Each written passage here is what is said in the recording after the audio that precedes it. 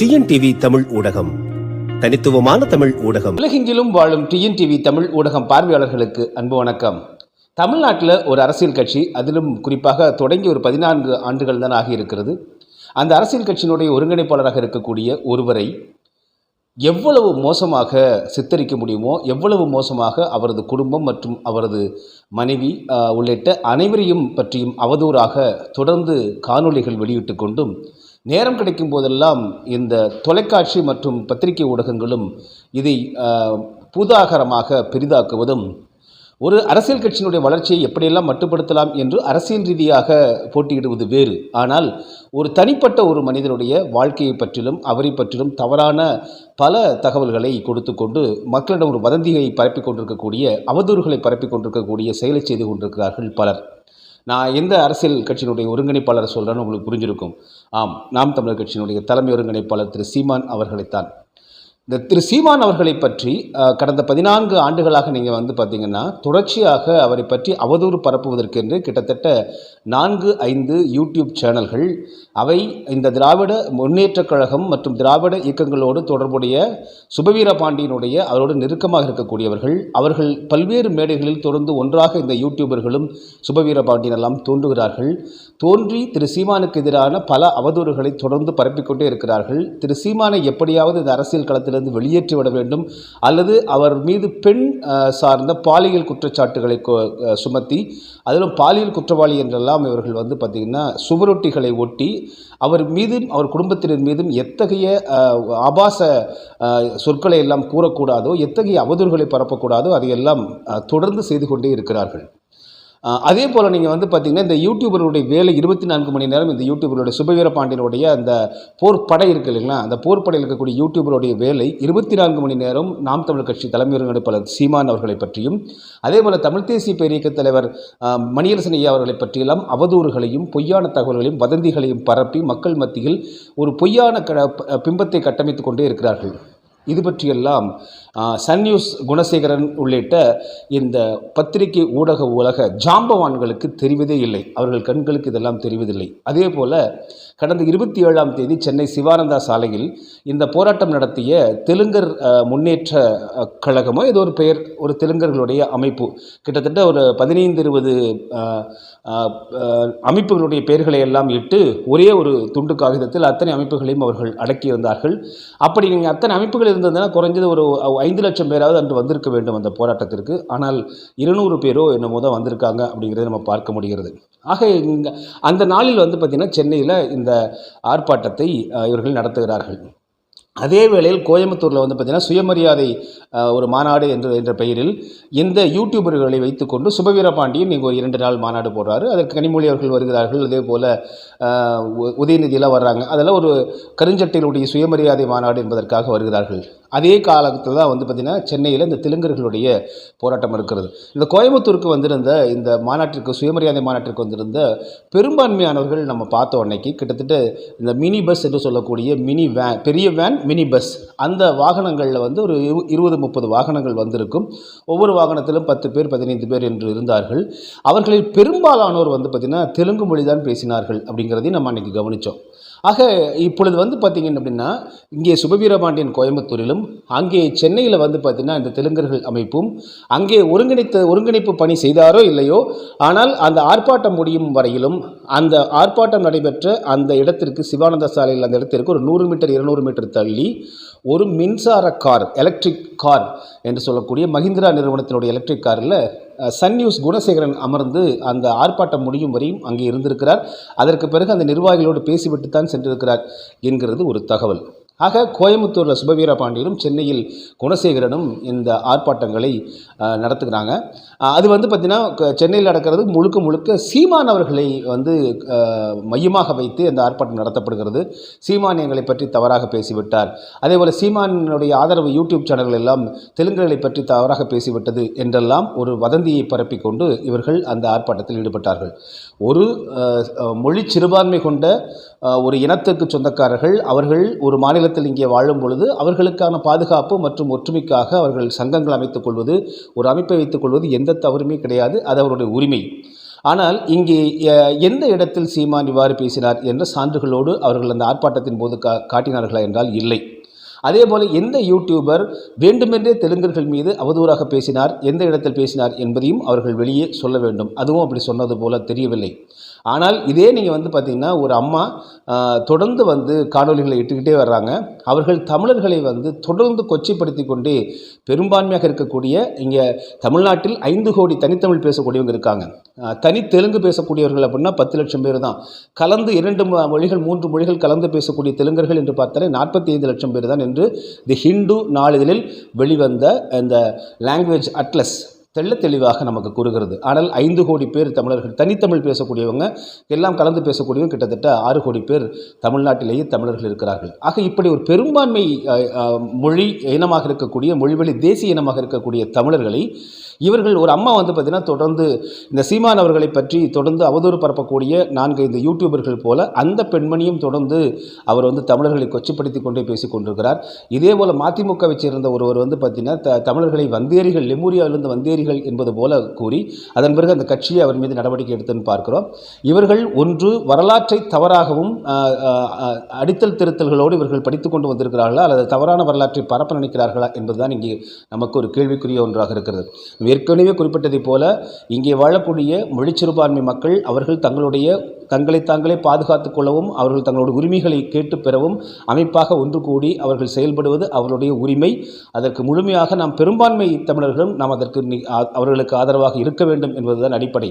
அப்படிப்பட்ட ஒரு உரிமைக்கான போராட்டமாக அப்படிப்பட்ட தங்களுடைய பிரதிநிதித்துவம் வேண்டும் எங்களுக்கு அப்படின்னு கேட்டிருந்தால் பரவாயில்ல. ஆனால் இங்கே இருப்பது என்ன, நடைமுறையில் இருப்பது பார்த்திங்கன்னா கிட்டத்தட்ட ஏற்கனவே குறிப்பிட்டது போல் 5 கோடி பெரும்பான்மை தமிழர்கள் உள்ள தமிழ்நாட்டில் வெறுமனே நீங்கள் 2 மொழி 3 மொழி கலந்து பேசக்கூடிய தெலுங்கர்கள் இருப்பது 45 லட்சம் பேர் அப்படின்னு பார்த்தா கிட்டத்தட்ட 9.5 விழுக்காடுன்னு வச்சுக்கோங்களேன், 10 விழுக்காடுனே வச்சுக்கலாம். அப்போ 10 விழுக்காடு உள்ள தெலுங்கர்களுக்கான இங்கே பிரதிநிதித்துவம் எப்படிப்பட்டதாக இருக்குன்னு பார்த்தீங்கன்னா பல துறைகளில் அவர்கள் 50 விழுக்காடு இடத்தை பிடிச்சிருக்காங்கன்னு பார்க்க முடிகிறது. திரைத்துறையில் ஒரு 40-45 விழுக்காடு அவர்கள் பிடித்திருக்கிறார்கள். அதெல்லாம் அரசியல் துறையில் பார்த்தீங்கன்னா 9 அமைச்சர்கள் வீட்டில் தெலுங்கு பேசக்கூடிய அமைச்சர்களாக இருக்கிறார்கள். எம்எல்ஏக்கள் பார்த்தீங்கன்னா கிட்டத்தட்ட 30-40 எம்எல்ஏக்கள் இருக்கிறார்கள் என்றெல்லாம் புள்ளி விவரங்கள் தெரிவிக்கின்றன.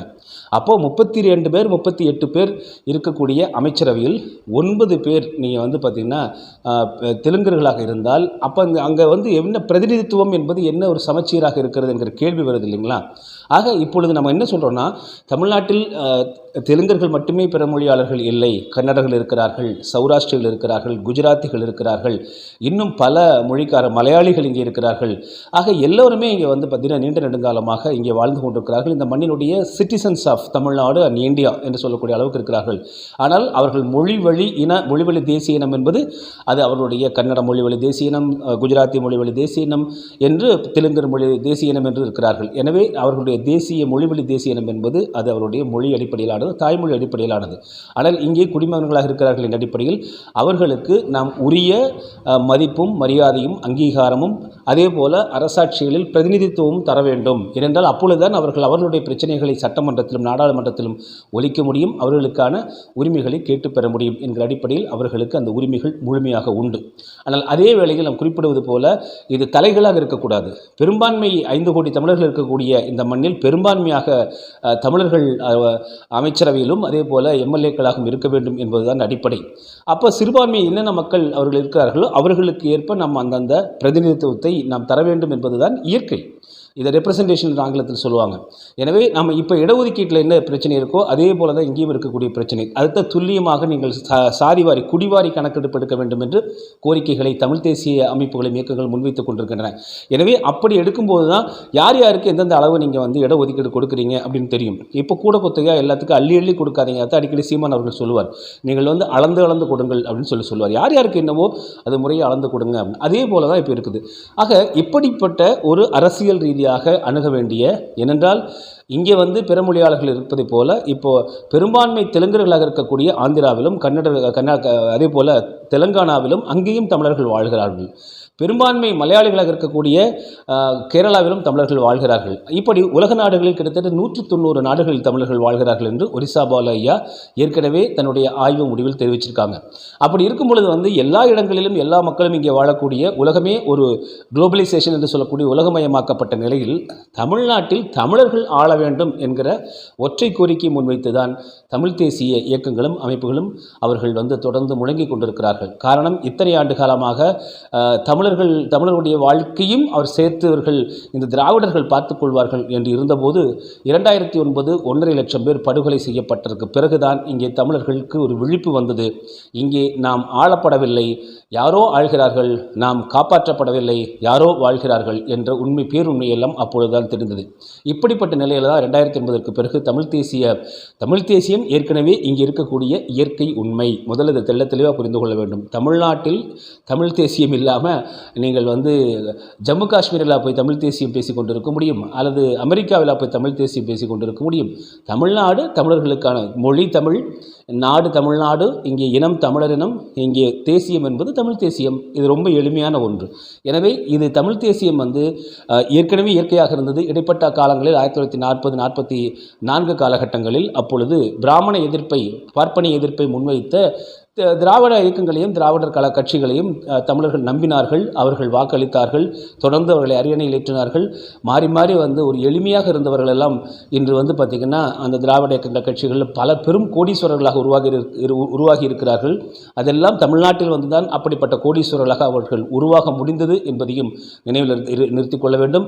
இங்கே ஒரு எந்த விதமான முன் அடையாளமும் இல்லாமல் இருந்தவர்கள் எல்லாம் இன்று ஆசியாவின் மிகப்பெரிய பணக்காரர்களாகவும் ஆட்சியாளர்களாகவும் தொழில் அதிபர்களாகவும் அரசியல் தலைவர்களாகவும் இங்கே வளர்ந்திருக்கிறார்கள் என்றால் அது இந்த தமிழ் சமூகம் கொடுத்த கொடை என்பதையும் அவர்கள் அனைவருமே எண்ணி பார்க்க வேண்டிய நேரம் இது.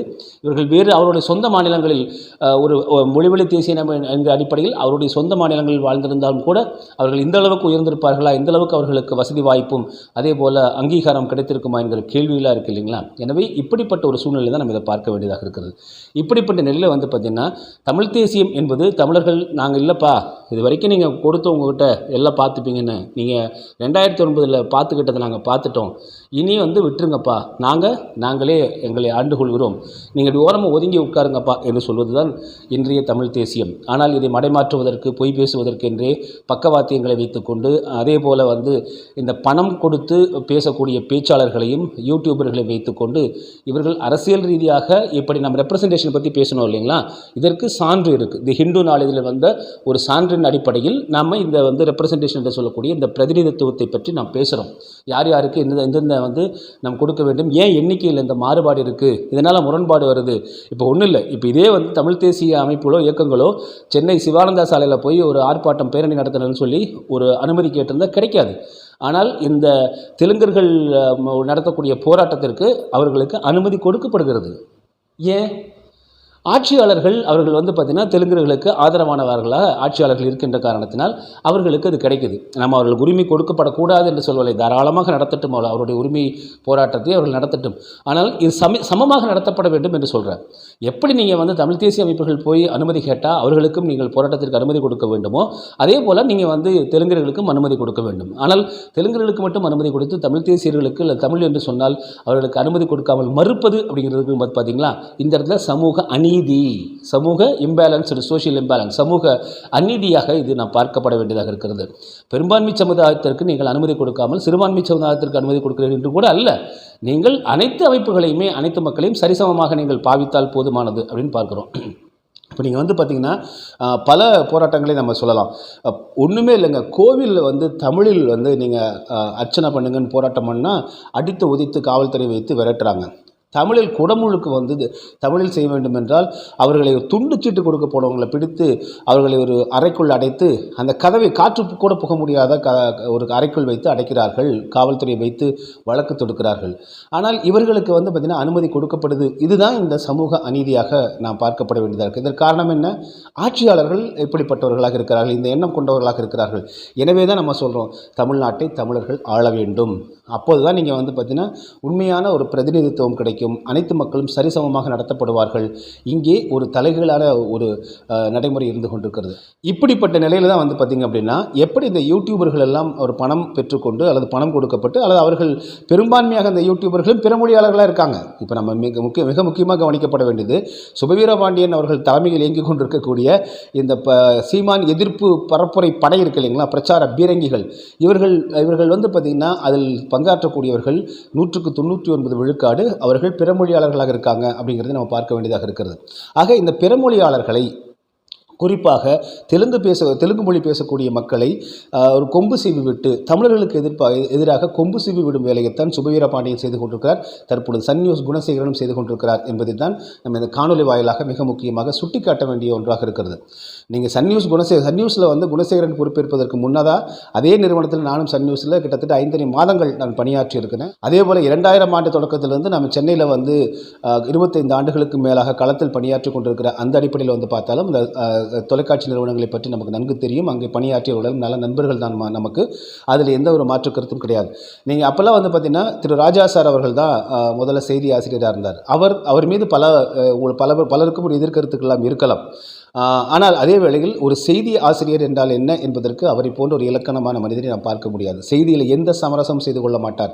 அதே போல் இந்த ஒரு செய்தி வந்து பார்த்திங்கன்னா அது செய்தியாக இருக்க வேண்டும். இப்போது ஆனால் இன்றைக்கி வந்து சன் நியூஸில் வந்து பார்த்திங்கன்னா எடுத்துக்காட்டாக ஒரு செய்தி போகுது.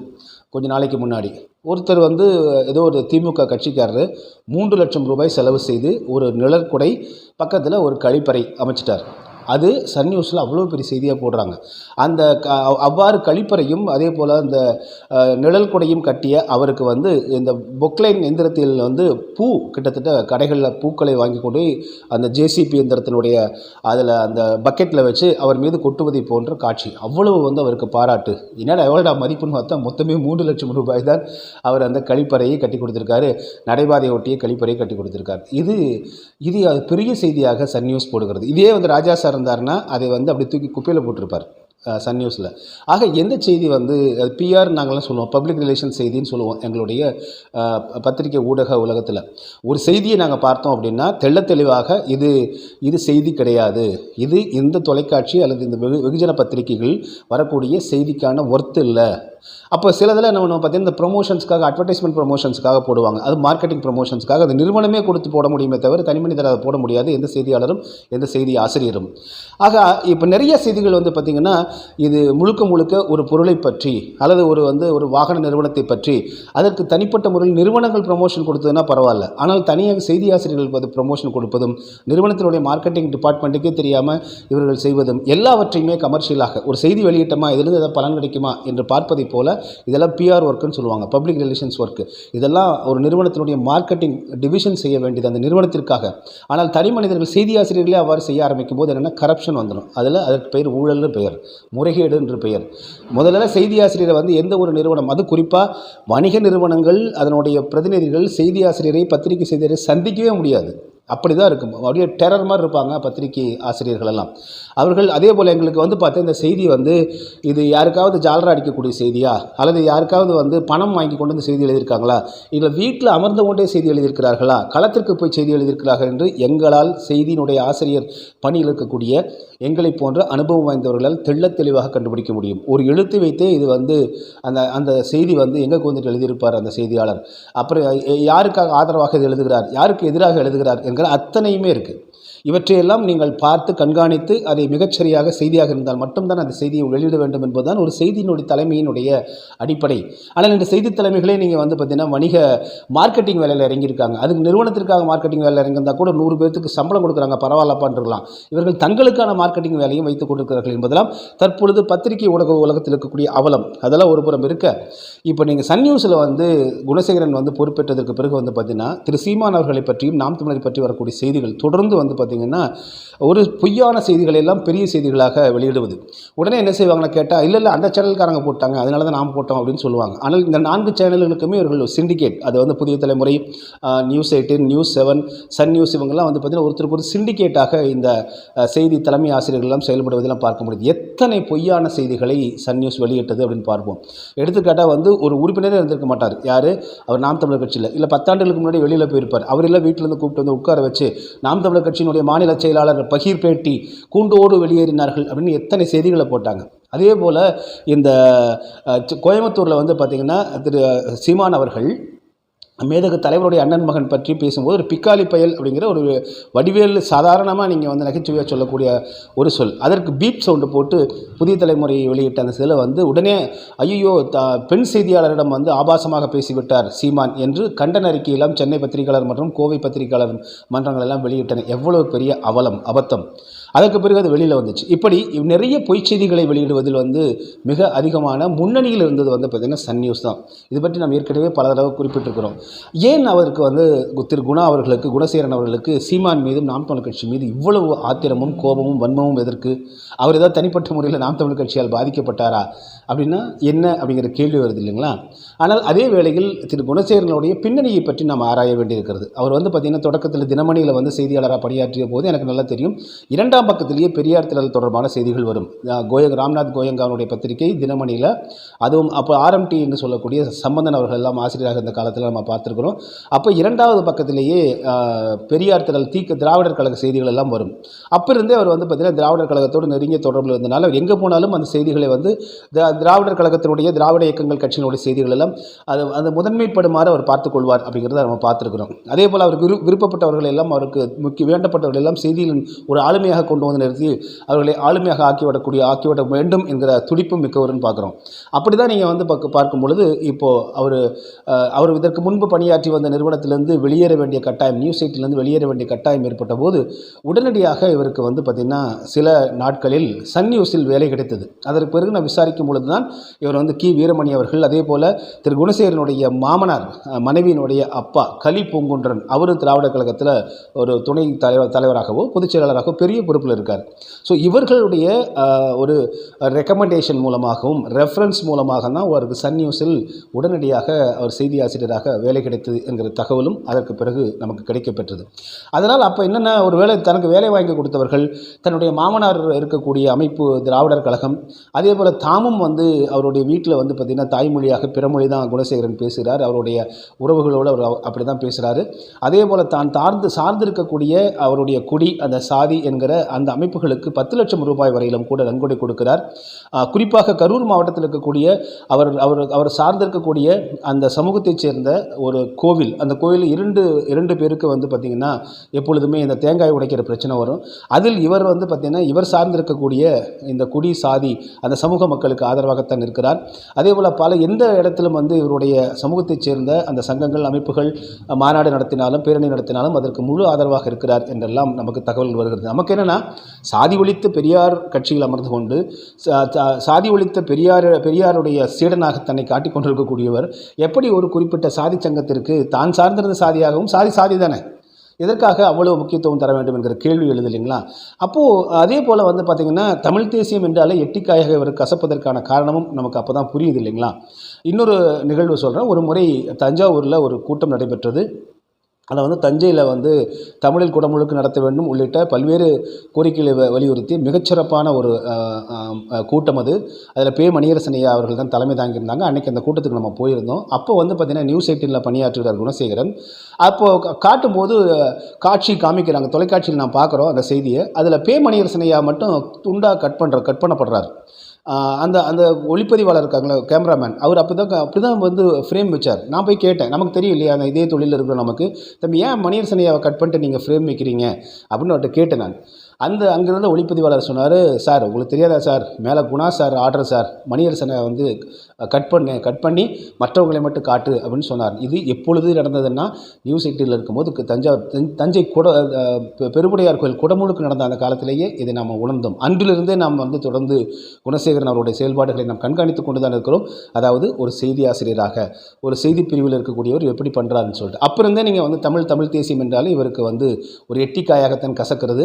இது அவர் தன்னுடைய பர்சனலாக எடுத்துக்கொண்டு இதெல்லாம் செய்கிறாரு அப்படிங்கிறத நம்ம பார்க்க வேண்டியதாக இருக்கிறது. ஏன்னா சன் நியூஸில் அதிகபட்சமான அவதூறுகளை பொய் செய்திகளை எல்லாம் அதை திணித்ததே இவர் தான் அப்படின்னு பார்க்குறோம். இப்பொழுது பார்த்திங்கன்னா இவர் மட்டுமல்லாமல் சு வெங்கடேசன் உள்ளிட்ட இவரது நண்பர்கள் கூட்டமெல்லாம் இருக்குது. பூவுலகின் நண்பர்கள் சுந்தரராஜன் போன்ற ஒரு நண்பர்கள் கூட்டமெல்லாம் இருக்குது. இவங்க இப்போ என்னென்னு பார்த்தீங்கன்னா குறிப்பாக இதில் குணசேகரன் தான் இதை லீட் எடுத்து போகிறாராம். என்னென்னா இந்த பவர் ஆஃப் மைனாரிட்டிஸ் என்று சொல்லக்கூடிய இந்த மைனாரிட்டியுடைய பலத்தை நம்ம காண்பிக்க வேண்டும்.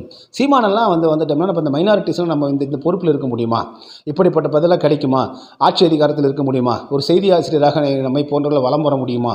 எனவே அப்படிப்பட்டதாக விட்டுறக்கூடாது. சீமான் அதே போல் தமிழ் தேசியவாதிகள் எல்லாம் ஒழித்து விட வேண்டும் என்பதுதான் இந்த பவர் ஆஃப் மைனாரிட்டிஸ் என்று சொல்லக்கூடியது.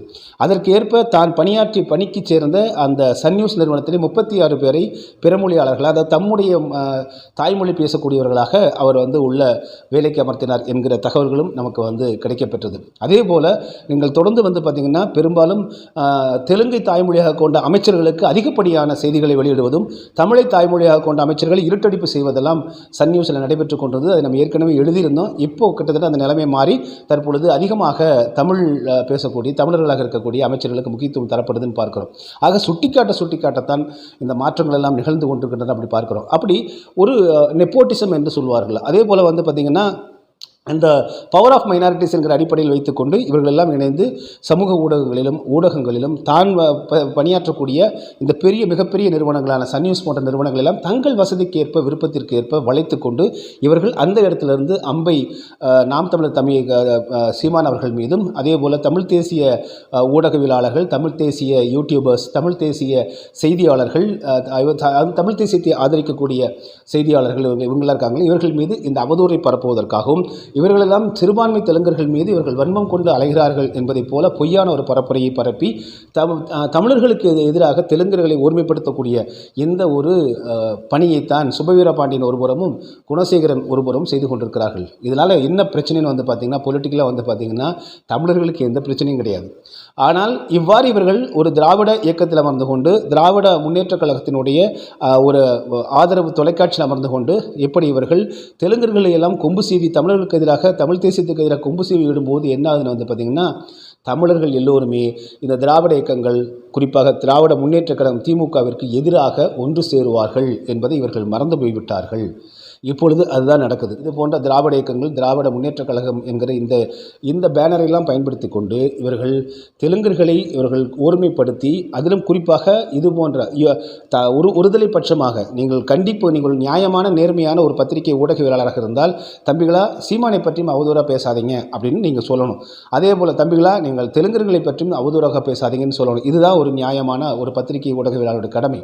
ஆனால் மாறாக சீமானை பற்றி பேசக்கூடியவர்களை எல்லாம் அவர்கள் மேடையேற்றி மாநாடு நடத்தி சைதாப்பேட்டையில் கூட்டம் போட அனுமதித்த போதெல்லாம் வேடிக்கை பார்த்து கொண்டிருந்த சன் நியூஸ் குணசேகரன் தற்பொழுது இப்பொழுது தெலுங்கர்கள் என்பது அவர்களை வைத்துக்கொண்டு தெலுங்கர்களை பற்றி சீமான் பேசாத சொல்லாத ஒரு தவறான ஒரு தகவல்கள் எல்லாம் எடுத்துக்கொண்டு வதந்திகளாக பரப்பி அவர்கள் கொம்பு சீவி விடுவது என்பது தமிழ்நாட்டில் ஒரு இனப்பகையை ஏற்படுத்தி கொண்டிருக்கிறார்கள் இவர்கள் என்பதுதான் நடைமுறை உண்மையாக இருக்கிறது. மேலும் இதெல்லாம் ஒட்டுமொத்தமாக திமுகவுக்கு எதிராக தமிழர்களை ஒன்று திரட்டும் என்றும் இவர்கள் புரிந்து கொள்ளவில்லை, அறிந்து கொள்ளவில்லை. எனவே இங்கே மிக நியாயமாக நேர்மையாக அறத்தில் சிறந்த தமிழர்கள் யாதும் ஊரே யாவரும் கேளிர் எல்லா உயிர்களும் இன்புற்று வாழ்க பிறப்புக்கும் எல்லா உயிர்க்கும் என்கிற அறத்தின் அடிப்படையில் வாழ்ந்து கொண்டிருக்கக்கூடிய தமிழர்களுக்கு இடையில் ஊடகங்களை பத்திரிகைகளை வைத்துக்கொண்டு யூடியூப்களை வைத்துக்கொண்டு தமிழ் தேசியத்திற்கு எதிராகவும் தமிழர்களுக்கு எதிராகவும் இப்படிப்பட்ட சிறுபிள்ளைத்தனமான பணிகளை செய்து கொண்டிருப்பதை திரு குணசேகரன் அவர்கள் மாற்றிக்கொள்ள வேண்டும், சுபவீர பாண்டியன் அவர்கள் மாற்றிக்கொள்ள வேண்டும் என்பதுதான் இந்த காணொலி வாயிலாக நாம் ஒட்டுமொத்த உலக மக்களுக்கும் சொல்லக்கூடிய ஒரு தகவலாக இருக்கிறது. மீண்டும் மற்றொரு காணொலியில் உங்களை சந்திக்கிறேன். அதுவரை நன்றி, அன்பு, வணக்கம். டிஎன்டிவி தமிழ் ஊடகம், தனித்துவமான தமிழ் ஊடகம்.